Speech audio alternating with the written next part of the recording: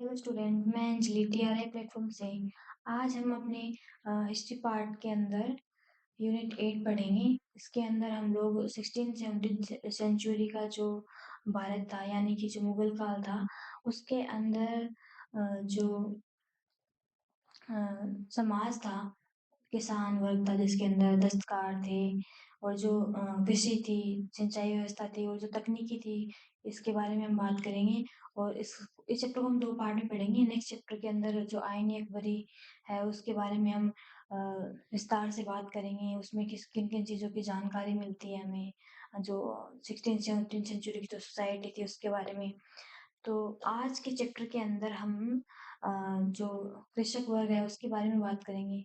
सिंचाई व्यवस्था थी और जो तकनीक इस्तेमाल करती थी, उसके बारे में बात करेंगे।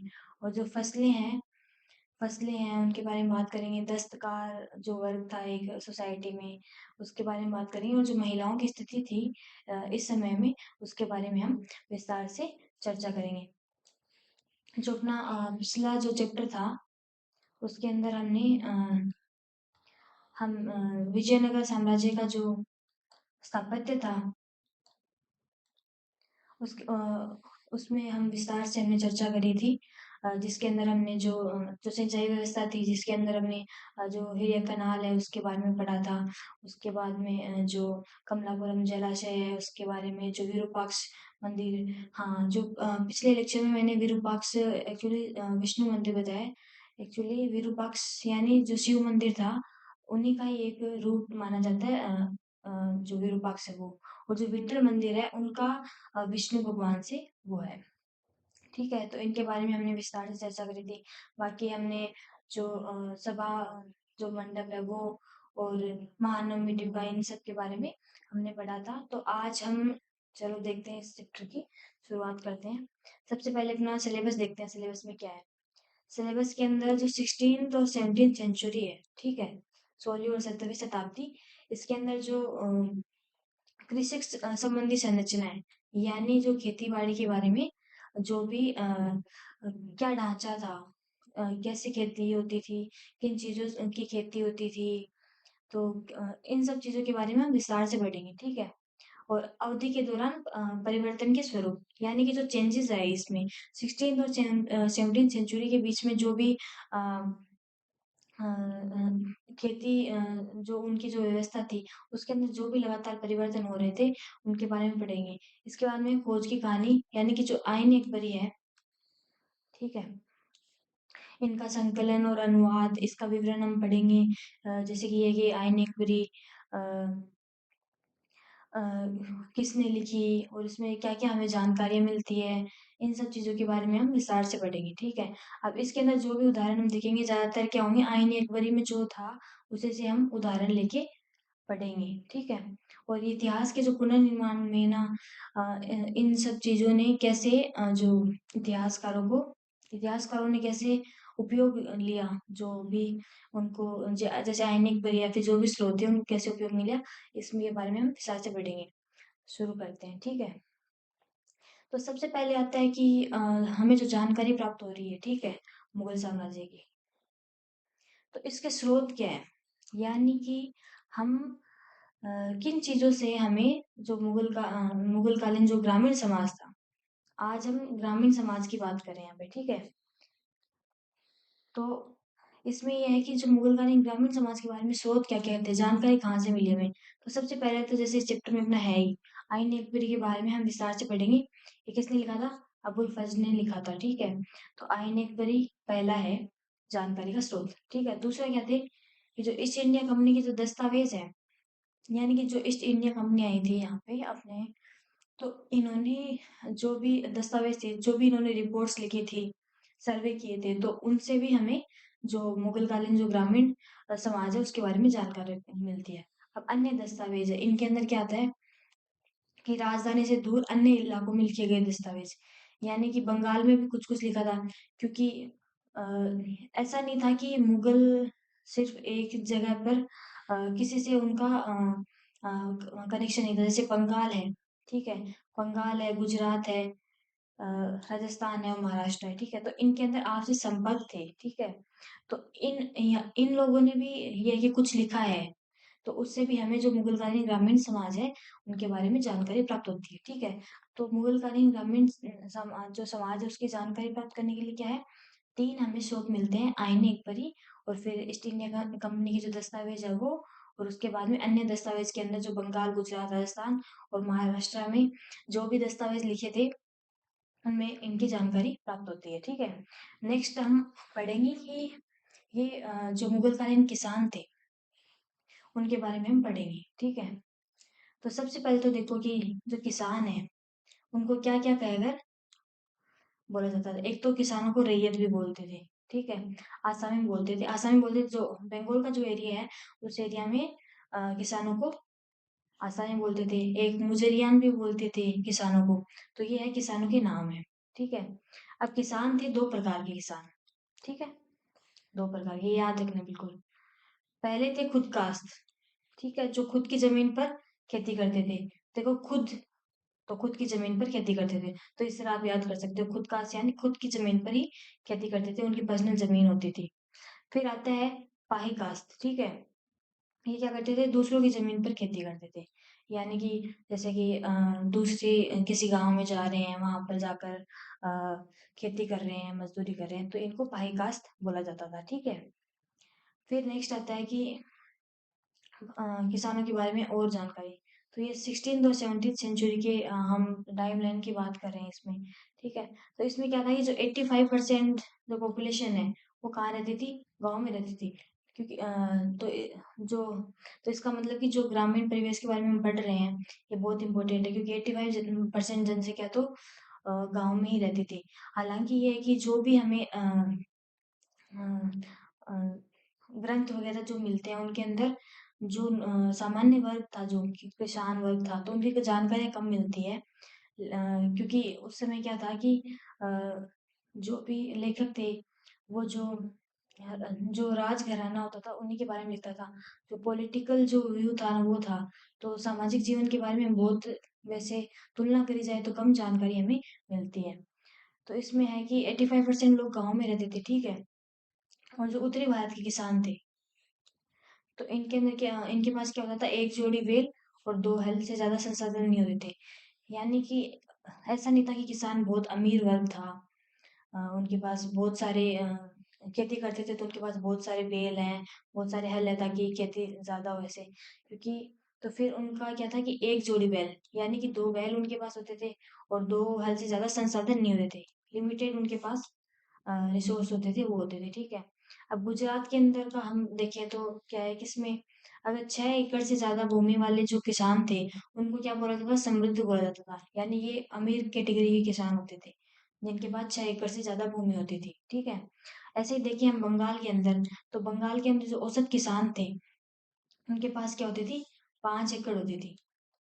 तो देखो जो हम क्षेत्र की बात, अलग-अलग क्षेत्र की बात कर रहे हैं, उसके अकॉर्डिंग ये भूमिका भी वो अलग है। जैसे गुजरात के अंदर 6 एकड़ से ज़्यादा वाले काफ़ी समृद्ध थे, और जो बंगाल के अंदर था, उसे जो 5 एकड़ से कम भूमि वाले क्या कहलाते थे, कि ये औसत किसान है, यानी एवरेज जो फार्मर होते थे, वो थे, ठीक है? फिर ये था कि इसके अंदर जो 10 एकड़ वाले जो लोग होते थे बंगाल के अंदर, वो क्या होते थे, उनको अमीर जो किसान है, उस श्रेणी में देखा जाता था। फिर उसके बाद में सिंचाई और तकनीक की बात करते हैं, ठीक है? कि कृषि के अंदर किन तकनीकों का इस्तेमाल किया जाता था? उस समय जो हल है या फिर जो भी है, हल किस टाइप के हल यूज़ होते थे? तो इसके बारे में हम देखेंगे, ठीक है? तो कृषि का तो विस्तार अच्छी तरह से हो रहा था उस समय। कृषि का विस्तार अ, बड़ी तेज़ी से हो रहा था। कारण क्या था उसका? एक तो ज़मीन बहुत अधिक थी, ठीक है? अगर ज़मीन अधिक होगी तो, और ऐसा भी नहीं था कि उपजाऊ ज़मीन नहीं थी, ज़मीन भी उपजाऊ थी, और साथ-साथ में क्या था कि मज़दूरों की मौजूदगी थी। ज़मीन भी अधिक थी और मज़दूर भी काफ़ी मात्रा में मिल जाते थे, तो इससे क्या हुआ कि जो खेती है उसका, कृषि का विस्तार है, वो बहुत तेज़ी से बढ़ा, ठीक है? क्योंकि जो संसाधन चाहिए होते हैं, ज़मीन चाहिए होती है, मज़दूर चाहिए होते हैं, वो दोनों उपलब्ध थे, तो इससे क्या हुआ कि जो कृषि का विस्तार है, वो बहुत तेज़ी से हुआ। अब कृषि का उद्देश्य क्या था? ठीक है? अब जैसे कि एक तो होता है कि अगर हम खेती करते हैं तो ये होता है कि इतना ही उसमें उपज होती है कि वो सिर्फ़ खाने के काम आ जाए, ठीक है? परिवार के। दूसरा ये होता है कि जो व्यापारिक फसलें होती हैं, उनकी खेती की जाए, जिनको वो बाजार में जाके बेचे और जिनकी अच्छी कीमत मिलती हो। तो इस समय जो कृषि का उद्देश्य था, वो क्या था? सिर्फ पेट भरना, यानी सिर्फ परिवार के लिए जितना उपज हो उतना काफ़ी है और बाकी थोड़ी बहुत जो उनको टैक्स लगता था उसके लिए वो रखते थे। तो पेट भरने के लिए होता था तो क्या मेन जो फसलें थी वो क्या थी? चावल थे, गेहूँ थे, ज्वार थे, ये ही मेन मतलब ज़्यादा उगाए जाते थे। उसके बाद में हम बात करें अगर चावल की खेती की, ठीक है? तो चावल कहाँ उगाया जाता है? जहाँ प्रतिवर्ष 40 इंच से ज़्यादा अगर वर्षा होती है, ठीक है? ये देख लो ध्यान से, जहाँ 40 इंच से ज़्यादा वर्षा होती थी, ये ज़्यादा है, इसको आप सही कर लीजिएगा थोड़ा। ये पेन थोड़ा काम नहीं कर रहा है, चलो कोई नहीं। तो जहाँ प्रतिवर्ष 40 इंच से ज़्यादा वर्षा होती थी ना, उस एरिया के अंदर ये लोग चावल की खेती होती थी, ठीक है?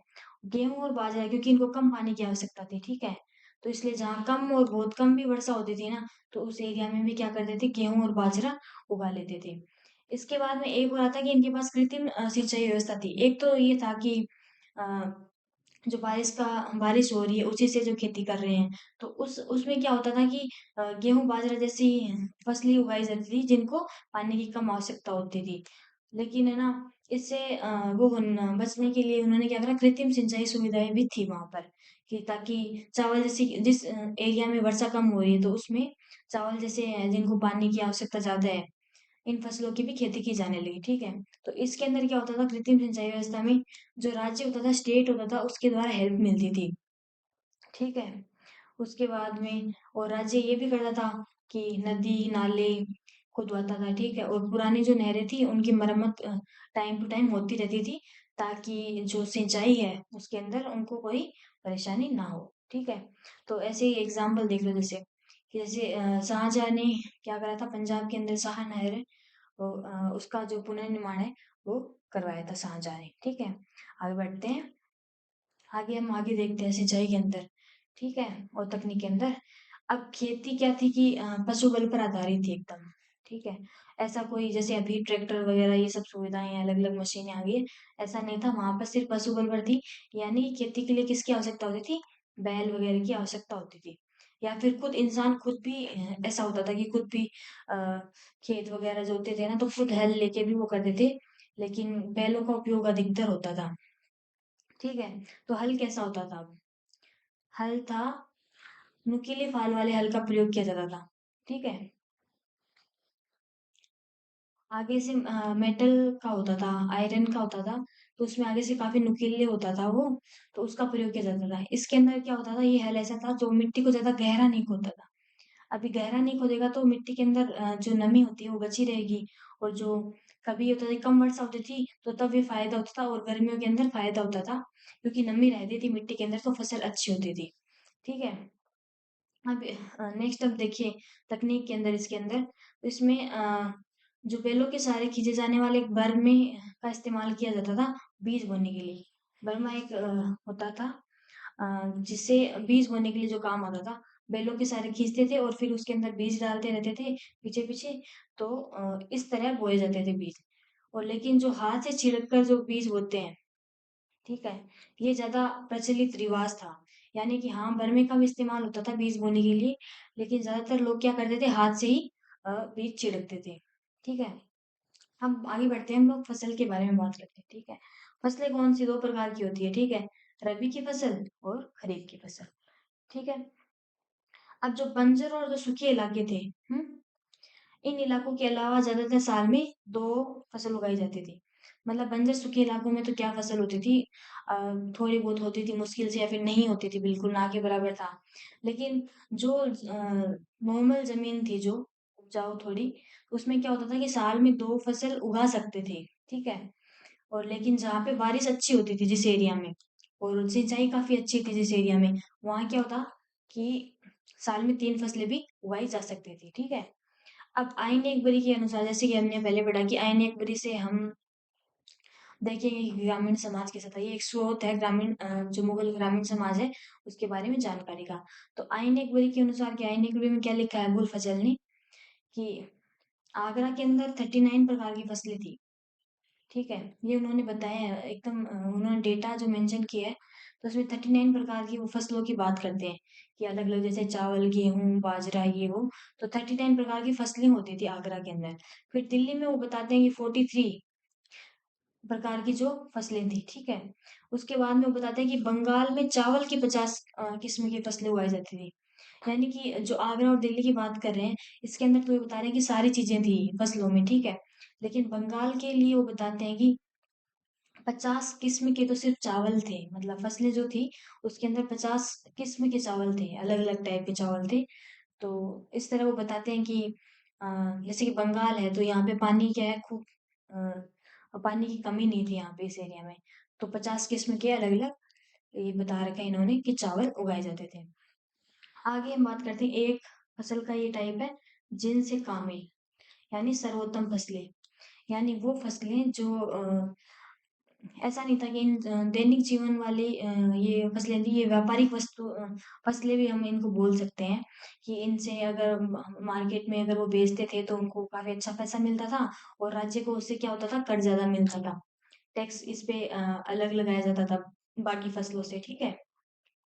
तो जिनसे कामिल यानी सर्वोत्तम फसलें, ठीक है? तो इससे जैसे मैंने बताया कि अधिक कर मिलता था, ठीक है? और इसलिए राज्य ने क्या करा, इन फसलों के उत्पादन को बढ़ावा दिया क्योंकि राज्य को कर अधिक मिल रहा था। अब जैसे कि इन फसलों की हम बात करें तो इसके अंदर क्या था चीनी। अब चीनी किससे बनता है? गन्ने से बनता है। तो बंगाल ना चीनी के लिए प्रसिद्ध था, यानी यहाँ पे गन्ने की खेती काफ़ी अच्छी होती थी, इसलिए बंगाल चीनी के लिए फ़ेमस था, ठीक है? अब जो मध्य भारत है और जो दक्कनी पठार है, ठीक है? तो यहाँ पे क्या होता था जो कपास है, ये भी जिनसे कामिल में ही आती थी, ठीक है? कपास भी जिनसे कामिल में ही आती थी। तो इसका उत्पादन कहाँ होता था? जो मध्य भारत है और दक्कनी पठार है, वहाँ पे होता था। अब इन फसलों में क्या-क्या जिनसे कामिल में क्या कौन-सी फसलें आएँगी? जैसे देखते हैं गन्ना, तिलहन, दलहन की जो भी वस्तुएँ थी, ठीक है? ये सारी चीज़ें क्या होती थी इन जिनसे कामिल के अंदर आती थी।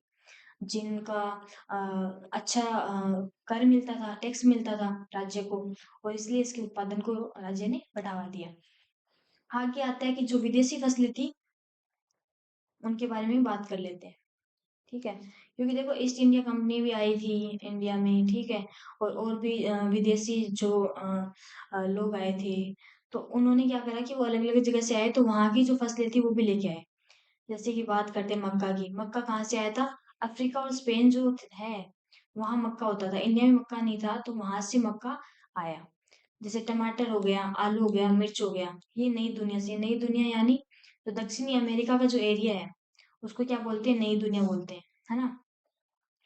तो नई दुनिया से टमाटर, आलू, मिर्च ये जो फसलें थी, ये इंडिया में आई। उसके बाद में है अनानास और पपीता, ये जो फ्रूट्स थे, ये भी नई दुनिया से यानी दक्षिणी अमेरिका से भारत आए। आगे हम बात करेंगे जो ग्रामीण परिवेश था, उसके अंदर जाति व्यवस्था कैसी थी, ठीक है? कैसे जाति व्यवस्था को सोसाइटी में कौन हेड होता था, कौन कैसे कंट्रोल करता था, इसके बारे में हम पढ़ेंगे, ठीक है? अब इसमें है कि जो खेतों में जुताई होती थी, ठीक है? उसमें अधिकतर ऐसे लोग थे, ठीक है, जो नीच समझे वाले कामों में लगे रहते थे। यानी कि जाति व्यवस्था तो जैसे वर्ण व्यवस्था है अपनी कि ये नीचे जाति के लोग हैं, ये ऊपरी जाति के लोग हैं, तो ऐसा था। तो इसमें जो नीच समझे काम समझ जो नीच काम थे, यानी कि खेतों की जुताई या फिर मज़दूरी है, ये इन लोगों से ये काम करवाए जाते थे, ठीक है? उसके बाद में ये है कि खेती लायक ज़मीन की तो कोई कमी नहीं थी। मैंने पहले भी बताया कि ज़मीन काफ़ी थी और मज़दूर भी काफ़ी थे, तो कृषि अच्छी हो गई। तो खेती लायक ज़मीन की कोई कमी नहीं थी, लेकिन फिर भी क्या है कि कुछ लोगों को सिर्फ़ नीच समझे जाने वाले काम ही दिए जाते थे, कि कुछ पर्टिकुलर लोग हैं, ठीक है? उनको क्या करते थे कि आप यही काम कर सकते हो। हालाँकि अगर वो कोई उनको दूसरा काम देते, तो खेती में और अच्छा विस्तार होता, ठीक है? उत्पादन क्षमता थी, वो बढ़ जाती। लेकिन वो क्या करते थे, उनको गरीब ही रखना था कि तुम पर्टिकुलर यही काम करोगे और उनसे क्या करवाए जाते, घरेलू काम भी करवाए जाते थे। अ, और हमें कुछ विवरण ऐसे मिलते हैं जिनमें ये है कि उनको थोड़ी दासों से उनकी तुलना की जाती थी, ठीक है? अब मुसलमान समुदाय है, उनके अंदर क्या था कि हलाल कुरान जैसे जो नीचे काम होते हैं वो काम करने वाले जो लोग थे, उनको कहाँ से गाँव से बाहर रहना होता था। यानी गाँव की बाउंड्री है, उसके बाहर जो हलाल कुरान जो काम करते थे वो लोग वहां रहते थे, ठीक है। उसके बाद में बिहार के अंदर ऐसे हमें विवरण मिलता है कि जो मल्लाहजादे हैं, यानी जो नाविकों के पुत्र हैं, मछली पालन से रिलेटेड हम इसको करें, ये बात तो है कि इसके अंदर जो मल्लाह जाते हैं, उन नाविकों के पुत्र, उनकी तुलना दासों से की जाती थी। मैंने जैसे पहले आपको ऊपर यहाँ बताया कि उनसे घरेलू काम भी करवाए जाते थे या फिर दासों से उनकी तुलना की जाती थी। तो ऐसे बिहार के जो मल्लाह जाते हैं, उनकी तुलना की जाती थी दासों से, ठीक है। अब ऐसे एग्जाम्पल हम देख लेते हैं कि 17वीं शताब्दी के अंदर राजस्थान में राजपूत और जाट, है ना, ये दोनों ही क्या आते थे, कृषक श्रेणी में आते थे, दोनों ही किसान श्रेणी में आते थे, ठीक है। लेकिन फिर भी जो जाटों की हैसियत है वो क्या थी, राजपूतों से कम मानी जाती थी, ठीक है। आगे हम देखते हैं कि पंचायत व्यवस्था गांव की, ये बहुत ही महत्वपूर्ण व्यवस्था थी, मतलब गांव की। इतने बड़े जो एरिया था उसको संभालने के लिए एक एडमिनिस्ट्रेशन जो चाहिए होता है, तो उसके लिए ये पंचायत व्यवस्था थी, वो काफी अ, महत्वपूर्ण है। तो इस पंचायत व्यवस्था क्या थी, मुखिया कौन था? तो ये देखिए, ये क्या था, बुजुर्गों का जमावड़ा था, यानी कि इसमें बहुत सारे बुजुर्ग लोग ही थे पंचायत में। पंचायत एक बुजुर्ग लोगों का ही एक ग्रुप मान सकते हैं आप, ठीक है। और इनके पास क्या होता था, जो अपनी संपत्ति है उनके पुश्तैनी अधिकार हुआ करते थे, ठीक है। यानी इनके पास खुद की संपत्ति होती थी, जो पूर्वजों से जो चली आ रही है, उनका क्या था, इनके पास अधिकार हुआ करता था, ठीक है। और एक ऐसा छोटा सा तंत्र ही था, ठीक है। लेकिन इसमें क्या होता है, गांव की जो अलग अलग जातियां हैं और जो संप्रदाय हैं, इनकी नुमाइंदगी होती थी। यानी कोई भी किसी भी जाति में किसी को या फिर संप्रदाय में किसी को कोई प्रॉब्लम है तो उनका निपटारा करवाने, ये सब इनके काम होते थे, ठीक है। और जो पंचायत होती थी वो ऐसा नहीं था कि ग्रुप था या फिर बुजुर्ग का ग्रुप है, कोई सुनता नहीं था। पंचायत की जो भी फैसला होता था गांव में, वो सबको मानना पड़ता था, मतलब कि वो। फिर है पंचायत का मुखिया, ठीक है। अब कौन मुखिया होता था, कौन सारे जो भी फैसले होते थे उनको कौन बोलता था, कौन अपनी जो भी ऑर्डर है या फिर कुछ भी है तो वो कौन देता था, उसके बारे में बात करते हैं। तो जो पंचायत का सरदार था या फिर मुखिया था, वो क्या मुखिया कहलाता था, सरदार यानी जो हेड होता था वो क्या कहलाता था, मुखिया। अब मुखिया के भी नाम थे, एक तो मुकदम और एक था मंडल। मंडल यानी मुखिया, मुकदम यानी मुखिया, ठीक है। जो जो पंचायत का हेड है उसको हम मुखिया भी बोल सकते हैं, मुकदम भी बोल सकते हैं और मंडल भी बोल सकते हैं। और जो इसका जो चुनाव होता था, यानी जो इसका इलेक्शन होता था, ऐसे ही इनको मुखिया ऐसे ही नहीं बनते थे, इलेक्शन होता था। लेकिन ये इलेक्शन कैसे होता था, बुजुर्गों की आम सहमति पर, ऐसा नहीं था कि पूरा गांव वोट दे रहा है, ऐसा कुछ नहीं होता था। ऐसा जो बुजुर्ग लोग होते थे पंचायत के अंदर, वो ही तय करते थे कि हम किसको मुखिया बनाएंगे। अब चुनाव होने के बाद जैसे एक बुजुर्गों ने एक पर्सन को चूज कर लिया कि ये मुखिया है, वो क्या करते थे, जो जमींदार होता था उससे मंजूरी ली जाती थी कि इस पर्सन को हम मुखिया बना रहे हैं, ऐसे, ठीक है। और ये भी था कि ये ओहदे ओहदे पर कब तक रहता था, ऐसे कुछ टाइम पीरियड ऐसे नहीं था कि इतने साल ये इंसान मुखिया रहेगा या फिर कुछ महीने रहेगा, ऐसा नहीं था। मुखिया तब तक वहां पर रहता था, तब तक बुजुर्गों का विश्वास बना रहता था, ठीक है। ट्रस्ट पे बेस्ड था ये सब सिस्टम। तो अगर बुजुर्गों को ट्रस्ट है मुखिया पे, तब वो रहता था। और कभी कोई प्रॉब्लम होती थी तो जो बुजुर्ग होते थे वो उसको बर्खास्त भी कर सकते हैं, यानी हटाकर दूसरा मुखिया भी नियुक्त कर सकते थे। अब बात है कि मुखिया के कार्य क्या थे, ठीक है, क्या क्या काम होते थे मुखिया के। हमने पंचायत की तो देख ली कि बुजुर्गों का एक ग्रुप था और वो ही तय करता था मुखिया कौन होगा, और वो मुखिया को हटा भी सकते थे। अब आते हैं कि जो मुखिया है, मंडल है, ठीक है, मुक्तम है, उसका क्या काम होता। एक तो ये था कि जो गांव की आमदनी है, जो खर्चा खर्चा है, उसका हिसाब किताब रखता था। गांव के अंदर जो जो भी पैसा है वो कहाँ लगना चाहिए, कैसे लगना चाहिए, ये सब चीजों का ध्यान कौन रखता था, मुखिया रखता था। और इसके पास पटवारी होता था, उसकी मदद से सारा लेखा जोखा रखता था, ठीक है। अब इसका ये काम भी था कि जो गांव की जो जाति है, अलग अलग समुदाय है, उनको अपनी अपनी जाति हदों के अंदर भी मुखिया ही रखता था कि अगर पर्टिकुलर इस जाति का लोग है तो वो किन कार्यों में इन्वॉल्व हो सकता है, नहीं हो सकता है, इन सब का भी जो देखता था वो मुखिया ही देखता था। उसके बाद में जो ये है कि शादियाँ मंडल की मौजूदगी में होती थी। मंडल मैंने अभी बताया, मंडल का मतलब है मुखिया, ठीक है? तो जो ये शादियाँ होती थी ये भी मंडल की मौजूदगी में ही होती थी, ठीक है? और जो जाति की जो अवहेलना होती थी, कई बार ये होता था कि जो जाति है वो अपनी जाति के अकॉर्डिंग काम ऐसे नहीं करते थे। तो जो जाति की ये जो अवहेलना करती थी उसको रोकने के लिए भी लोगों पर नज़र कौन रखता था? मुखिया रखता था। अगला उसका काम है कि दोषियों पर जुर्माना लगाना और समुदाय से निष्कासित करना। यानी कोई क्रिमिनल अगर है समाज के अंदर, किसी ने चोरी करी है, डाकू है कोई, ठीक है? तो ऐसे लोगों को क्या करता था? उन पर जुर्माना भी लगाता था और उनको समुदाय से निष्कासित भी कर देता था। ये काम भी मुखिया का था। आगे हम पंचायत व्यवस्था के बारे में पढ़ेंगे कि जो इसका खर्चा था और वो कहाँ से चलता था, क्या-क्या काम करती थी पंचायत, ये सब। तो इसके अंदर जो पंचायत का जो खर्चा है, ये आम खजाने से चलता था, ठीक है? अभी आम खजाना क्या है? इसके अंदर हर व्यक्ति का योगदान होता था। यानी कि गाँव के अंदर जो भी लोग रह रहे हैं, वो अपना कुछ पैसा या फिर कुछ भी चीज़ें पंचायत को देती थी ताकि और फिर एक पंचायत का एक खजाना होता था, तो उससे जो भी खर्चा होता था वो चलता था, ठीक है? अब ये खर्चा कहाँ-कहाँ जाता था जो आम खजाने से? एक तो था कि जो अधिकारियों की खातिरदारी का खर्चा, यानी कि समय-समय पर क्या होता था कि ज़मींदार और बड़े कोई भी अधिकारी टैक्स वगैरह कलेक्ट करने या फिर किसी और काम से गाँव में आते थे, तो उनका जो खातिरदारी का जो खर्चा होता था, वो भी कहाँ से निकलता था? इस आम खजाने से निकलता था। उसके बाद में आता है कि जैसे बाढ़ जैसी प्राकृतिक आपदाएँ, ये बाढ़ आ गया, फिर सूखा हो गया या फिर अन्य जो भी प्राकृतिक आपदाएँ हैं, उनसे बचने के लिए भी क्या करती थी पंचायत, जो खर्चा है अपने आम खजाने से चलाती थी। इसके बाद में आ गया कि नहर खोदना और बाँध बनाने जैसे सामुदायिक कार्य। यानी कि ज़्यादातर कार्य तो सब लोग अपने ही करते थे।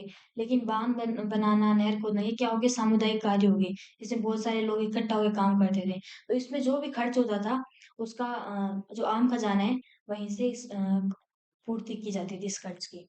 उसके बाद में आते हैं जाति पंचायत। अब नॉर्मल हमने पंचायत की बात करी, पंचायत क्या थी, क्या काम करती थी।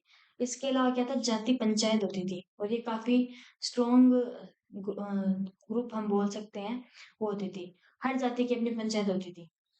अलग-अलग जातियाँ होती हैं जैसे राजपूत है तो उनकी जाति पंचायत अलग है और जाट है तो उनकी अलग जाति पंचायत है। तो इस तरह से अलग-अलग जाति पंचायतें होती थी और ये काफ़ी ताकतवर हुआ करती थी, ठीक है? जैसे कि हम देखें राजस्थान की बात करें हम लोग, तो इसमें क्या था कि अलग-अलग जातियों के बीच में जो दीवानी झगड़े होते थे मोस्टली जो ज़मीन से जुड़े हुए झगड़े होते थे, उनका निपटारा क्या करती थी? जाति पंचायत करती थी। उसके बाद में जो शादियाँ जातिगत मानदंड के हिसाब से करवाना सुनिश्चित करती थी। यानी जाति पंचायत ये करती थी कि जो शादियाँ हैं वो भी जाति में ही हो अ, कुछ ऐसा ना हो, तो इसलिए इनका भी जो हिसाब-किताब है पूरा जाति पंचायत रखती थी। उसके बाद ये है कि जो फ़ौज़दारी मामले हैं उनको छोड़कर जो राज्य था ना, वो जाति पंचायत के फैसलों को ही मानता था, ठीक है? यानी कि ऐसा होता है कि कई बार कुछ फैसले ऐसे होते थे कि जाति पंचायत में कुछ फैसले हो जाता था, फिर लोग नहीं मानते थे वो, तो फिर अगर ऊपर स्टेट पे अगर पास में वो जाते थे, तो सिर्फ़ फ़ौज़दारी मामलों को छोड़कर बाकी जो भी फैसले होते थे ठीक है? वो जो जाति पंचायत के लिए हुए फैसले होते थे, वो राज्य मानता था। यानी कि बहुत काफ़ी इन्फ्लुएंशियल अ, ये जो ग्रुप था ये जाति पंचायत। उसके बाद में आता है हमने किसानों की बात कर ली। अब आ गया है ग्रामीण दस्तकार, ठीक है? दस्तकारों के अंदर सारे आएँगे, लोहार आएँगे, कुम्हार, सोनार, ये जो भी हैं ये सारे कैटेगरीज़ के अंदर आएँगे दस्तकारों के अंदर, ठीक है?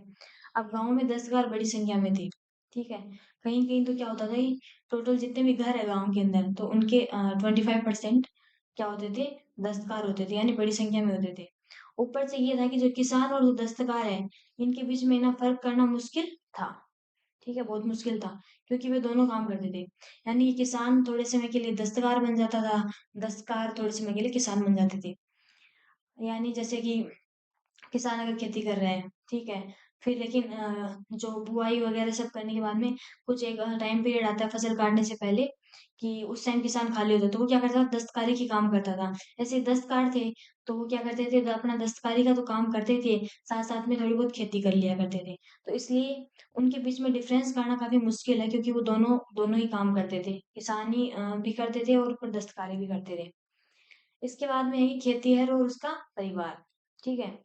अब खेती वाले जैसे मैंने बताया अभी कि वो खेती तो करते ही थे, लेकिन उनके पास जो खाली थोड़ा टाइम बचता था कुछ महीनों का, उसके अंदर वो क्या करते थे, दस्तकारी करते थे। दस्तकारी में क्या, जैसे रंगरेजी कर ली, कपड़े की छपाई, ठीक है? मिट्टी के बर्तनों को पकाना, खेती के औजारों को बनाना, उनकी मरम्मत करना, ये सारे काम जो किसान होते थे और उनका परिवार था, वो भी करता था। ठीक है?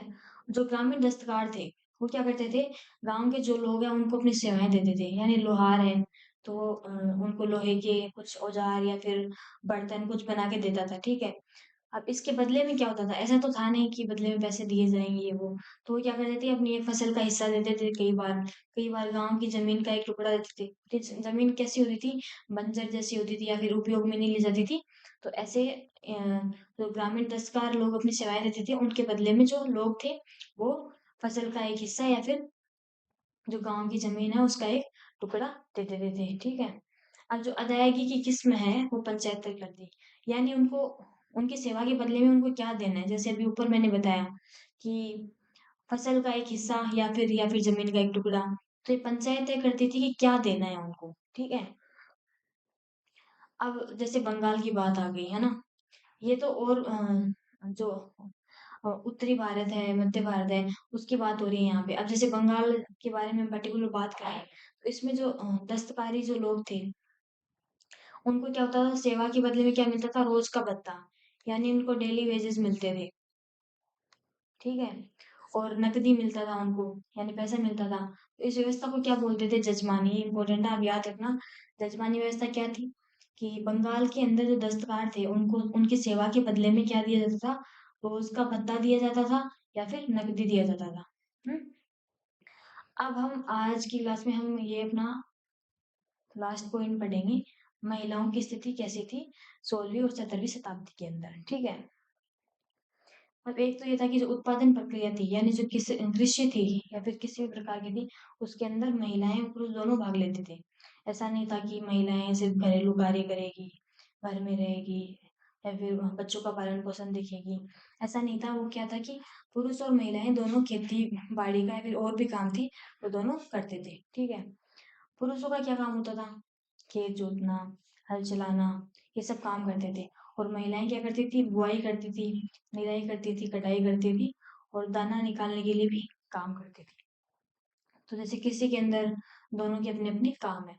उसके बाद ये है कि जो सूत काटना, मिट्टी साफ करना, मिट्टी गूँथना, यानी कि मिट्टी के बर्तन बनाने के लिए और जो कपड़ों पर जो कढ़ाई होती है वो करना, ये दस्तकारी काम भी करती थी। यानी महिलाएँ कृषि कार्य भी करती थी और जो दस्तकारी है उसके अंदर भी महिलाओं को जो श्रम था वो बहुत ही मुख्य अ, भूमिका थी उनकी महिलाओं की। और है ना दस्तकारी का जो कार्य था उसमें तो वो तो महिलाओं पर निर्भर था, क्योंकि कुछ एक काम थे जो सिर्फ़ महिलाएँ ही करती थी। अब ये था कि जो वाणिज्यीकरण बढ़ा, ठीक है? उसके साथ-साथ क्या हुआ, जो महिला श्रम है उसकी माँग बढ़ती गई। यानी कि लोग ज़्यादा चाहिए अभी, अ, ज़्यादा उत्पादन करना है तो लोग ज़्यादा चाहिए। तो इसलिए जो महिला श्रम है उसकी माँग बढ़ने लगी वाणिज्यीकरण के बढ़ने के साथ-साथ में, ठीक है? अब क्या था कि कृषि और दस्तकारी तो मैंने अभी बताया कि वो करती थी। उसके साथ-साथ में महिलाएँ क्या करने लग गई, वाणिज्यीकरण बढ़ने के साथ-साथ में महिलाएँ बाज़ार भी जाने लग गई और जो नियोक्ता थे उनके घर भी जाने लगी। यानी कि जो एक तरह का व्यापार होता है, उसके अंदर भी महिलाओं की हिस्सेदारी बढ़ने लगी। उसके बाद ये कि हालाँकि महिलाएँ बाहर निकलती थी, काम करती थी, लेकिन कुछ रूढ़िवादी धारणाएँ थी, जो उस समय की सोसाइटी में मौजूद थी। अब उन रूढ़िवादी धारणाओं की हम बात करें तो उसमें क्या था, पहला तो ये था कि जो राजवेला महिला का हल या फिर चाक नहीं छू सकती थी। अब राजवेला महिला कौन-सी थी? मेंस्ट्रुएशन साइकिल जब होता था अ जो महिलाओं का, तो उसमें क्या होता था, एक तो वो हल को नहीं छू सकती या फिर जो चाक होता है, जो कुम्हार जिससे बर्तन या फिर कुछ बनाता है उसका चाक होता है, इन सब चीज़ों को छू नहीं सकती थी। और बंगाल में अंदर क्या प्रथा थी कि जो मासिक धर्म होता था, मेंस्ट्रुएशन साइकिल थी, उसमें जो पान के जो बागान थे, उसके अंदर महिलाएं जो नहीं जा सकती थी। तो ऐसी कुछ रूढ़िवादी धारणाएं भी उस समय मौजूद थी। ऊपर से भी मैंने बताया कि जो समाज है वो श्रम पर निर्भर था, वाणिज्यीकरण हुआ था, उत्पादन बढ़ाना था, तो इसलिए श्रम पर समाज निर्भर हो गया। तो इसलिए जो महिलाओं की जो बच्चा पैदा करने की जो काबिलियत थी, अ, तो उसको एक महत्वपूर्ण संसाधन के रूप में देखने लगे। ठीक है, लेकिन इससे क्या हुआ कि महिला मृत्यु दर भी काफी बढ़ी, क्योंकि एक तो कुपोषण था, ऊपर से जो प्रसव के दौरान जो भी मृत्यु हो जाती थी कई बार, तो इससे क्या हुआ कि जो महिलाओं की मृत्यु दर काफी ज्यादा थी, और शादीशुदा महिलाएं भी काफी कम हो गई थी इस वजह से। तो इसलिए जो नए रिवाज है, यानी नई प्रथाएं आई इन सब चीजों से छुटकारा पाने के लिए, तो इससे क्या था कि एक तो ये प्रथा थी कि दहेज की जगह पर दुल्हन की कीमत मांगी जाती थी। यानी कि ऐसा ऐसा होता है कि महिलाएं शादी होती है तो महिलाओं की जो परिवार होता है वो दहेज देता है पुरुष को। लेकिन इस समय क्या हुआ कि जो सिचुएशन थी उससे निपटने के लिए क्या हुआ कि जो दुल्हन की कीमत है वो मांगी जाती थी, यानी दहेज नहीं दिया जाता। जबकि अगर कोई शादी करके महिला आ रही है तो उसको कीमत दी जाती थी, उसको गहने, पैसे कुछ भी होता था। तो इस तरह दुल्हन की कीमत मांगी जाने लगी। ऊपर से एक एक और क्या हुआ कि जो तलाकशुदा महिलाएं हैं और विधवाएं हैं, इन दोनों को भी कानूनन शादी कर सकते हैं, ये इनको अब मिल गया। अब क्योंकि सोसाइटी के अंदर क्या था कि विधवा विवाह नहीं होना है, या फिर जो तलाक हुई महिलाएं हैं उनकी भी शादी नहीं हो सकती। लेकिन इन सब में जो चेंजेस आए, क्योंकि श्रम पर निर्भर था, तो इसलिए क्या हुआ कि जो महिलाएं थी इनकी दोबारा जो शादी है वो भी अ, होने लगी। अब आगे हम देखेंगे कि हालांकि अभी मैंने रूढ़िवादी धारणाएं भी थी, साथ साथ में कुछ चेंजेस भी आ रहे थे, रिफॉर्म भी हो रहे थे। लेकिन इसमें क्या था कि लेकिन महिलाओं की स्थिति फिर भी ऐसा नहीं था कि एकदम बराबरी वाली है पुरुषों के साथ में ये। तो इसमें क्या था कि जो जैसे एग्जाम्पल देखते हैं हम लोग, जैसे महिलाएं भी शिकायत अगर कर रही है पंचायत में, तो इसमें क्या होता था कि उनको महिलाओं के नाम से नहीं जाना जाता था। जैसे कि राम है, राम नाम का कोई व्यक्ति है, उसकी वाइफ है, ठीक है, सीता। तो अगर वो शिकायत करती थी तो उसको ऐसे दर्ज नहीं किया जाता कि सीता को ये प्रॉब्लम है, इससे प्रॉब्लम है। ऐसे दिया था कि राम की पत्नी, या फिर उसके अगर पापा का नाम कमलेश है तो कमलेश की बेटी। तो इस तरह अपने जो पुरुषों के नाम से संबोधित किया जाता था महिलाओं को, पति, पिता और पुत्र, ठीक है। तो महिलाओं की सीधे अपने नाम से वो शिकायत दर्ज नहीं करवा सकते थे, ठीक है। अब ये थे कि जो भूमि और भद्रजन है, उनकी जो महिलाएं थी उनको क्या था, पुश्तैनी संपत्ति का भी हक था। यानी कि जो उनके पूर्वजों की संपत्ति थी उसका भी अधिकार करती थी, ठीक है। और जो पंजाब की जो महिलाएं हैं, विधवा महिलाएं भी, वो भी क्या थी, संपत्ति की जो विक्रेता के रूप में बाजार में सक्रिय थी। यानी कि जमीन का जो लेन देन होता था मार्केट में, उसमें भी वो शामिल होती थी।